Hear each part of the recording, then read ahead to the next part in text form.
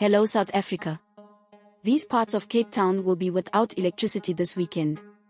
The city of Cape Town says a necessary electricity supply interruption will be carried out in Atlantis on Saturday, October 22, 2023. There will be no electricity from 5 to 1400 hours.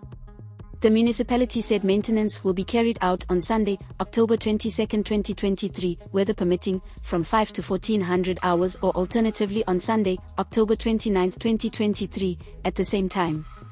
The municipality said this is critical maintenance to important electricity infrastructure in the area as the maintenance work ensures reliable electricity supply for residents in the area.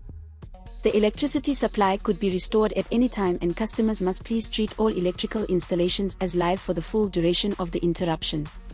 Residents are encouraged to switch off appliances as a precaution and to avoid damage caused by power surges when the power comes back on, the City of Cape Town said. The areas that will be affected by the planned electricity maintenance. Image, City of Cape Town. We pay cash for videos. WhatsApp, 060 011 021 1.